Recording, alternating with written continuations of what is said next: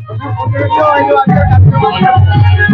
हूँ बाबा शिरडी साई जो मंदिर अष्टम वार्षिक उत्सव जहाँकि गत 8 वर्ष तले आरंभ होता तेणु आज 108 कलश यात्रा सका महिला माने बहुत भक्तवृंद आसी कलश शोभा यात्रा भाग नहीं बर्तमान आम होम यज्ञ चालू अच्छी भजन सन्धार कार्यक्रम अच्छी प्रसाद सेवन व्यवस्था अच्छी तेणु बहु भक्त आसुंच बहुत श्रद्धा आसुंच तेणु ये अंचल आरंभ होता साई बाबा मंदिर लोकर बहुत आस्था अच्छी तेणु समस्ते आसुंच बाबा पाखे मोर मनस्कामना करूर्ण भी होती पूजार भाग नौ सहयोग करूँ समस्त सहयोग 8 वर्ष पदार्पण कर शिरडी साई मंदिर अष्टम वार्षिक उत्सव।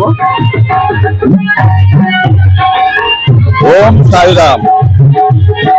प्रथमतः मु राजेश बाबूंकर अभिनंदन जनइबी से मंदिर आज मंदिर अष्टम वार्षिक उत्सव जोटा कि पालन कराई। प्रथम सकाल बाबांकर काकड़ आरती सहित महास्नान कलश यात्रा एवं यज्ञ सहित पूजन विधि बाबांकर हजाराठ आहुति सब प्रकार पूजा पद्धति की आम अनुकरण करी पूजा करियछु। प्रथमतः मु कहबाकू चाहिए शिरडी साई बाबांकर अष्टम वार्षिक उत्सव पालन होउछि।